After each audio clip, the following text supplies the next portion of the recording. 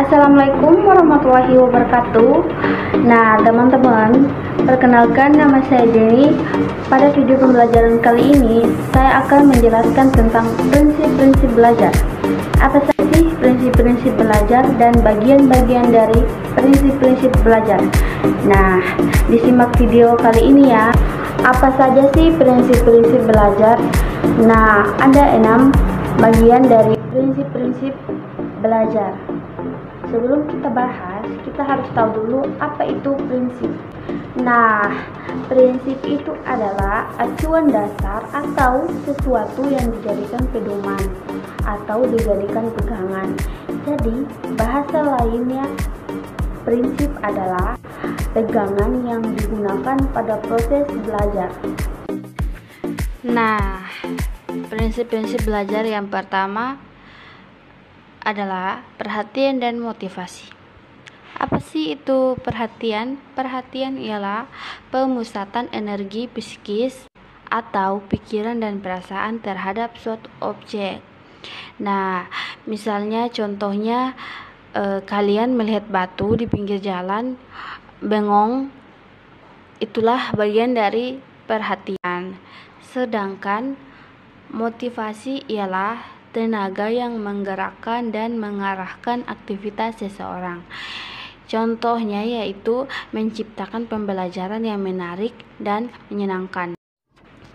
Nah, yang kedua adalah prinsip keaktifan belajar.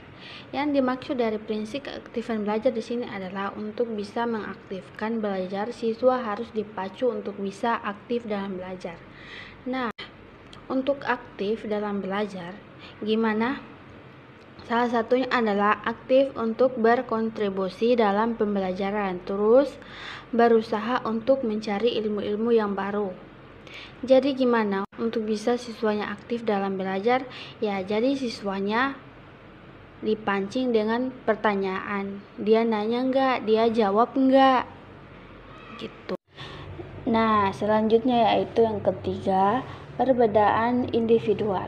Prinsip ini yang amat harus kita pegang untuk diberikan pedoman dalam proses belajar. Kenapa? Karena perlu digarisbawahi setiap individu itu adalah makhluk yang unik dan berbeda satu sama dengan yang lain. Jadi tidak bisa disamakan. Maka kalau misalkan kita memberikan hukuman, itu nggak bisa sama antara satu dengan yang lainnya. Perlu dilihat karakteristik dan bagaimana situasi dan kondisi pada saat itu terjadi. Dan yang kedua yaitu menemukan cara belajar untuk bisa mencapai hasil belajar yang maksimal. Dan yang ketiga yaitu hasil belajar yang memuaskan, yaitu melakukan evaluasi metode mana nih yang kira-kira lebih tepat dan cocok untuk dipakai hampir untuk siswa dalam sekelas, atau dengan menggunakan metode ini membuat seluruh kelas menjadi optimal. Jadi untuk implementasinya adalah melihat siswa sebagai individunya sendiri dan memahami karakteristik dan tipe dari masing-masing individu dalam satu kelas. Selanjutnya yaitu prinsip pengulangan.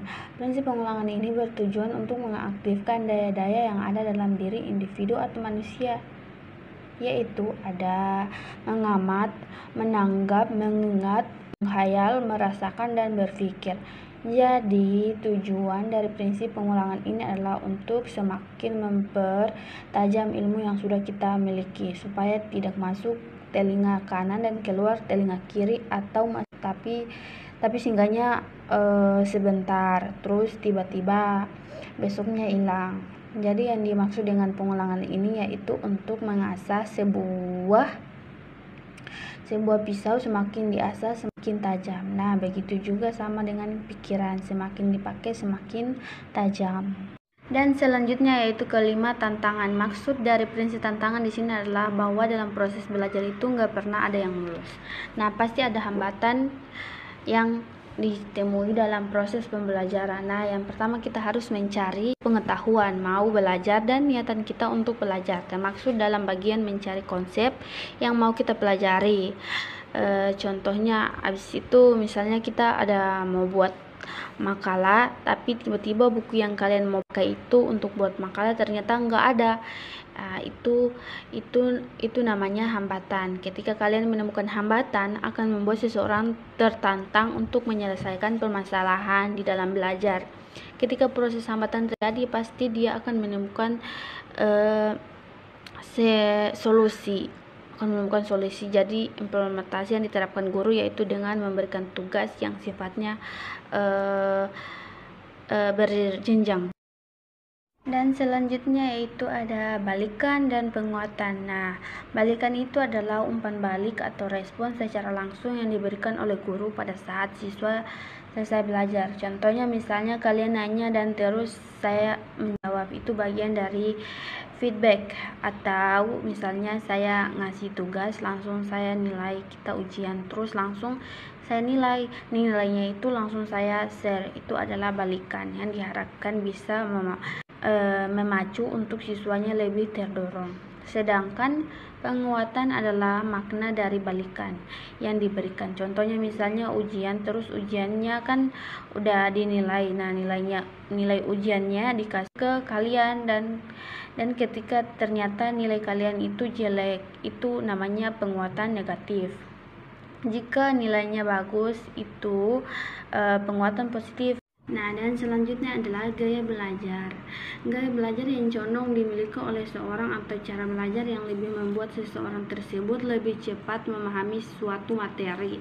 Nah, ada 3 jenis gaya belajar. Yang pertama yaitu visual, auditory, dan kinestetik. Yang pertama adalah gaya belajar visual. Gaya belajar visual ini adalah pengelompokan untuk orang-orang yang merasa lebih cepat memahami suatu materi hanya dengan melihat atau mengendalikan indera penglihatannya. Contoh misalnya kalian langsung bisa paham suatu materi dengan hanya melihat gambar tersebut. Terus kalian langsung paham. Nah, berarti kalian masuk dalam kategori orang yang visual.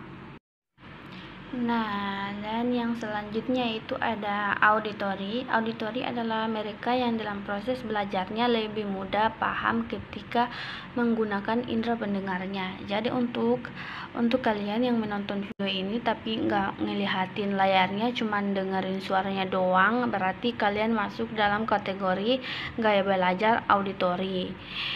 Jadi kalian dapat memahami dengan ucapan atau misalnya sesi tanya jawab kalian pakai visual, pakai tulisan. Nah, berarti kalian masuk dalam kategori visual. Dan yang terakhir yaitu gaya belajar kinestetik. Gaya belajar kinestetik ini adalah mereka yang lebih mudah memahami suatu materi ketika mereka melakukan sebuah aktivitas. Nah, contohnya kalau misalnya mereka praktek, nah mereka akan mudah paham. Atau misalnya ketika belajar biasanya mereka nggak bisa diam, nonton video ini sambil cetak-cetak, mengalihkan fokus mereka dengan benda lain dan melakukan aktivitas lain. Nah, itu bisa jadi dia gaya belajarnya kinestetik. Oke. Terima kasih. Sekian penjelasan yang dapat saya jelaskan tentang prinsip-prinsip pendidikan dan gaya belajar. Wassalamualaikum warahmatullahi wabarakatuh.